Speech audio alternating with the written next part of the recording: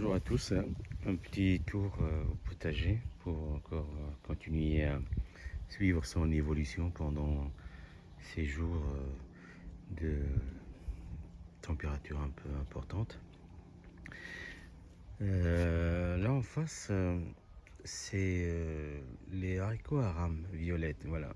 Donc comme j'avais essayé 2 fois, ça n'a pas marché. Et là, c'est les semis qui ont été réalisés il y a un bon mois, on va dire, 4 semaines. Et coup de chance, malgré la canicule, ça a marché. Un arrosage à peu près par semaine. Effectivement, sur certains, ils ont pris un petit coup de chaud, mais rien de méchant. Comme le cas là, vous voyez, les feuilles qui deviennent comme ça. Sinon, le reste, ça a l'air pas mal, ça se présente bien. C'est des haricots à rames. Voilà. Donc, les haricots mange-tout nains, ils ont commencé à donner. On va essayer de faire la première récolte là.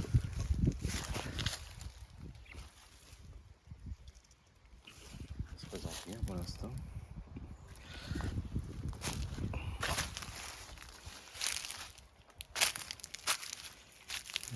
Ici, les betteraves, pareil, ça se pousse en tronc là.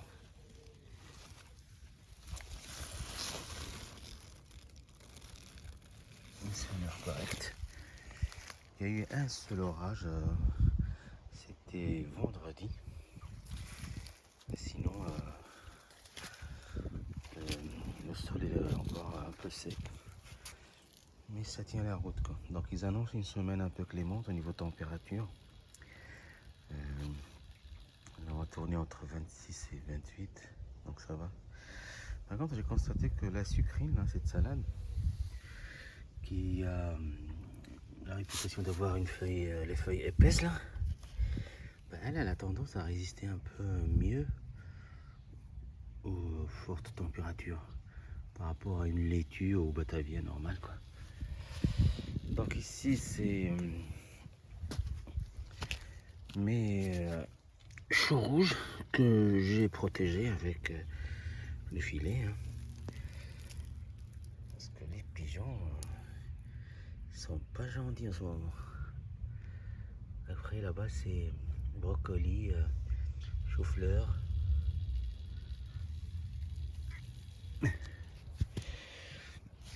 Alors ici c'est les haricots écossais qui commencent à donner. Là encore je pense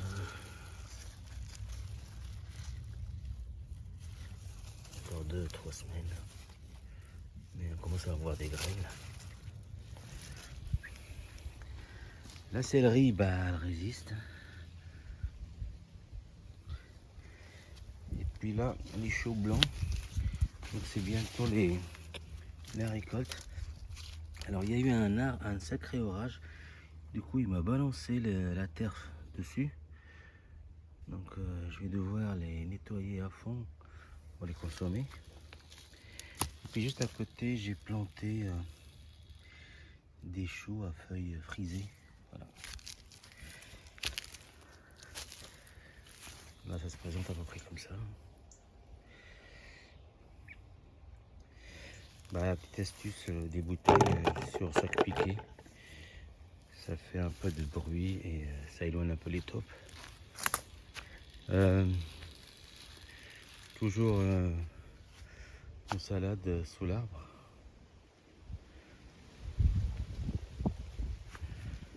Après on va essayer de regarder les bacs. Pour l'instant ça se passe bien. Les tomates commencent à grossir. Voilà.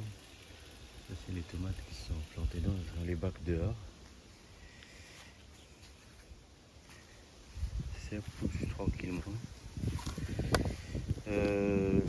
Les aubergines, pour l'instant, oui, j'en ai vu une en vue. Voilà. Voilà, croisons les doigts. Je pense que là, c'est bien parti. Là, il y en a une là. Voilà, parce qu'il y a un moment, il faisait des fleurs, mais il faisait pas de fruits, quoi. Donc, les poivrons, très très bien. Ça pousse. Il y a même un grand pied là. Voilà, les aubergines commencent à vraiment avoir du volume. Donc c'est bon signe, je pense. C'est bien parti. Je ne sais pas encore les, comment dirais-je, les nettoyer des gourmands. Il faut que je regarde comment ça se passe. Parce qu'effectivement, le fait qu'il y a plusieurs fleurs là comme ça, il y en a sûrement quelques-unes qui vont être condamnées. On va essayer d'aller faire un petit tour après dans les serres. Là, à cet endroit-là, comme je vous ai dit la dernière fois, j'ai laissé exprès un peu les mauvaises herbes. Ça me protège un peu les oignons. Ça a l'air de fonctionner parce que j'ai vu que mes oignons, ils ont tendance à grossir correctement. Voilà. Les oignons blancs pour l'instant, tranquille. Voilà. Et puis hier, j'ai procédé à une petite plantation de salade apia là-bas. Je vais vous montrer tout à l'heure. Mais en attendant, une vue sur les tomates qui ont souffert. Ceux-là, ils ont bien souffert par la chaleur. On voit même que des feuilles qui ont séché. Mais les tomates sont encore là. Et puis là, c'est un repiquage de salade apia. La laitue apia. Feuilles tendres. Je l'ai fait hier soir. Et là, on voit que il souffre un peu sous la chaleur, mais ça devrait le faire. Là, bientôt, c'est la récolte des pommes de terre, hein, comme vous voyez. Alors après, on va aller voir les serres. Alors, les pommes, c'est une année à pommes, hein, donc on va les doigts que ça continue. Et puis voilà, les serres. Alors la serre, la grande. Donc récemment, j'ai repiqué encore des aubergines là. Je traite une fois par semaine l'oïdium, mais je pense que c'est pas assez. Il faut que j'en fasse 2 fois ou 3 fois par semaine. À partir de la semaine prochaine, je serai là, je vais le faire. Mais ça a tendance déjà à stabiliser. Donc les gros cornichons de Paris, hein, donc qui commencent comme ça et qui deviennent après ça, comme ça. Ça fait un mini concombre. Et ça, une fois, ils ont cette couleur-là, ils sont bons à manger, quoi. Voilà. Il y en a à peu près partout. Ça a l'air de bien grimper, hein. Donc là, vous voyez, ça touche même il est là. Ça touche la serre. Les tomates, pareil, donc ça se densifie tranquillement. Là, on a un concombre.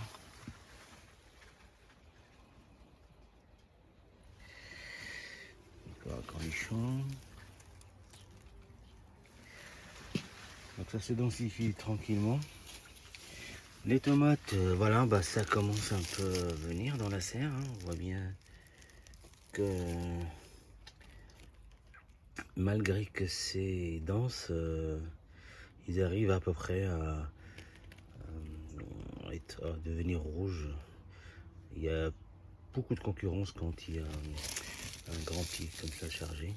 Et puis ça, c'est un plan un peu à taille déterminée, limitée. C'est là qu'il ne va pas aller plus loin.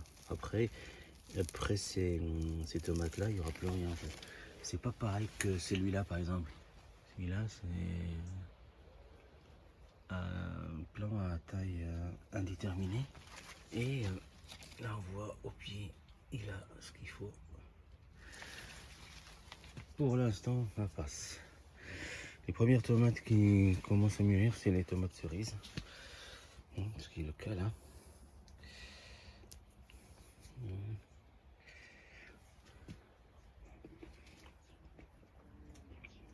avance, on va dire, d'un petit mois, je pense. Tant mieux. Donc les tomates cerises, bah, ça peut aller à plus de 3 mètres. Hein. Là, moi, avec la serre qui fait à peu près, je pense, 2 mètres 50 d'auteur, même pas. Donc avec le temps, j'arrive à les mettre comme ça en horizontal. Donc ça fera après tout un tour comme ça au-dessus. Alors de ce côté-là, bah voilà, ça continue à pousser. Des grosses tomates qui commencent à mûrir de ce côté-là. Donc tout est dense. Croisons les doigts, pour l'instant, pas de traces de mildiou. Parce que puisque ça se densifie, moi le fait d'avoir mis les piquets comme ça, je fais un arrosage au pied comme ça à chaque piquet. C'est comme ça que je repère mes plantes de tomates. Pardon. Donc les tomates cerises, voilà, qui mûrissent plutôt que les grosses. Ça se présente bien, vu de loin sur la serre.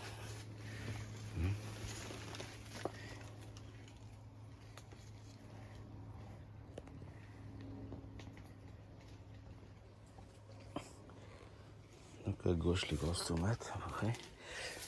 Corps de bœuf, je pense, celle-là.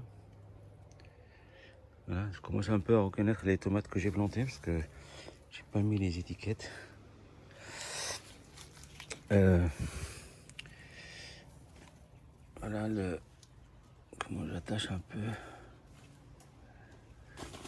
avec ce petit anneau là.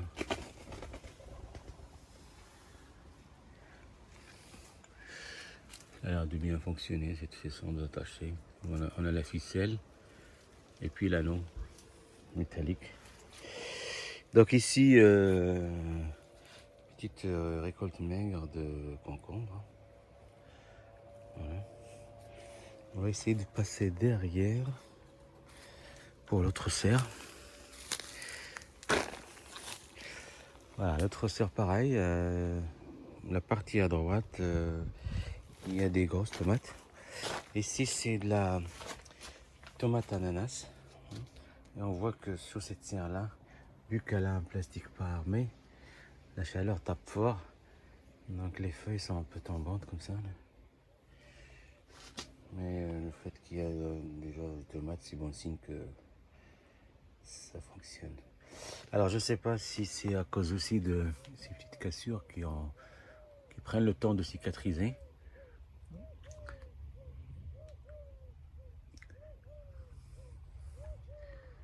Il faut savoir que parfois on est dépassé par la nature, on n'a pas le temps de tout attacher et du coup les tiges se cassent. Là, ça c'est tomate ananas. Quelques poivrons encore entre les deux. Et voilà la tomate noire de Crimée. Voilà. Pareil, c'est un plan à taille déterminée. Il donne 1 kg ou 2 quoi. Ça mûrit tranquillement. Très bonne variété la tomate noire de Crimée. Très bonne chair. Voilà. Puis très jolie. Tout ça c'est de la tomate noire Crimée. Quelques tomates cerises là-bas. Voilà. Et puis ici c'est tomates cerises en forme de poire. Voilà. Ils sont pas encore mûrs. Et ça donne, j'ai l'impression que ça donne plus qu'une tomate cerise ronde. Vous voyez la taille de... Ça c'est juste un seul plan quoi. Il est bien large. Donc c'est à cette forme là. Et c'est la couleur normalement c'est orange voilà. Et puis selon sa grappe, la taille est importante quoi.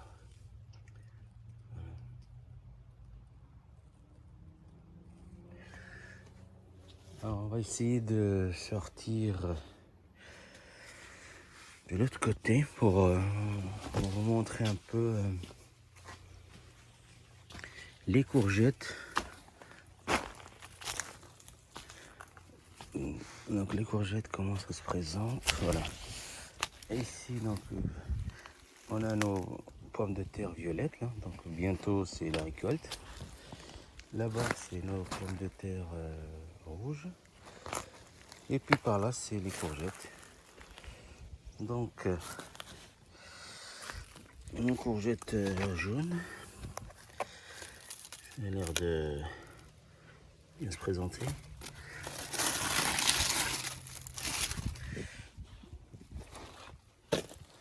Là-bas, les courgettes vertes. En fait, toute cette rangée-là, c'est les courgettes jaunes.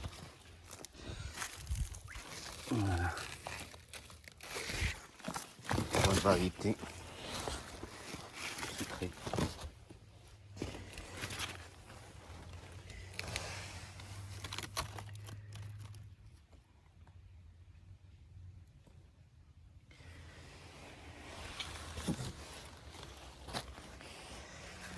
Toujours les courgettes.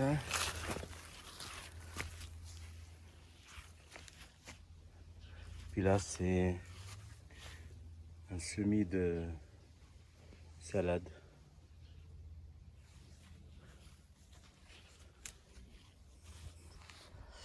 Donc les tournesols, ça va, ça se présente bien.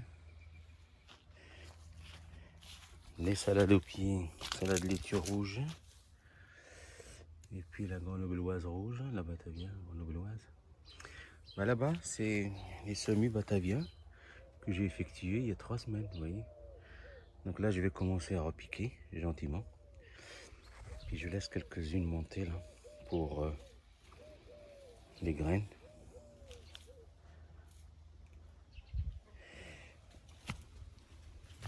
Encore de la sucrine. Une dernière sucrine là qui commence à monter. Ouais. Donc je vais essayer de filmer aussi l'évolution du potiron. Cette année, le potiron, il a souffert un peu. Donc on n'aura pas des grandes tailles comme j'ai l'habitude d'en avoir. Et croisons les doigts, peut-être au moins une vingtaine de kilos par potiron. Ça c'est un potimarron. Et j'ai vu par là-bas 2 potirons. Voilà. Vous voyez comment les feuilles sont en souffrance sous l'effet de la chaleur. Voilà, là j'ai vu qu'il y en a un là. Pour l'instant il fait aller une dizaine de kilos celui-là. Il va en avoir d'autres mais ça va être long. Voilà. Et de toute façon comme c'est une culture automne-hiver, ça va le faire. On va garder notre patience. Donc et c'est concluant hein, des salades que j'ai repiquées comme ça dans du crottin de cheval. Et ça a duré correct. Aussi au niveau arrosage, une fois par semaine. Et puis le fait qu'il y ait un arbre juste à côté, ça lui faisait un peu d'ombre dans la journée. Voilà. La sucrine, c'est une salade que je vous conseille avec les températures qu'on va connaître dans les années à venir. Je pense que c'est celle-là qui va prendre un peu le relais sur les laitues. Alors ici, un repiquage de salade pain de sucre pour cet automne-hiver. Voilà. Et puis là-bas plus loin, j'ai effectué un dernier semis de carottes nantaises. Donc ici c'est nos pommes de terre, on va commencer à récolter.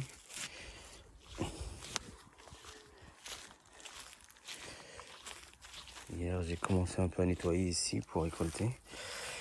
Mais je pense que voilà, on va commencer à les récolter avant qu'ils soient piqués comme ça là, vous voyez.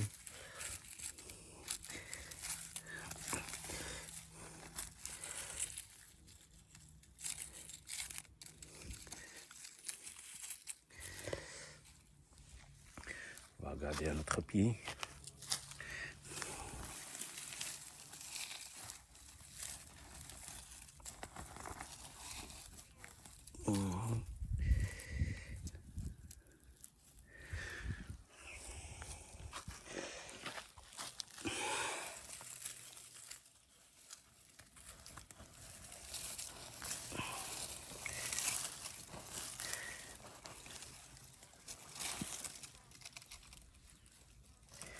Voilà, c'est la binche, celle-là.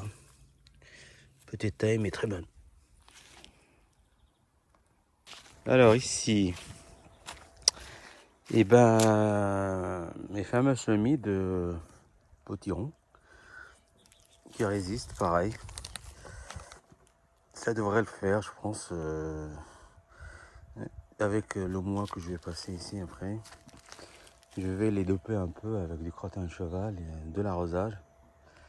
Les tomates anciennes variétés, ça va doucement pour l'instant. Là, on dirait la zébra. Là, c'est la noire de Crimée, je pense. Et là, c'est la tomate cornée. Ici, je ne sais pas ce que c'est.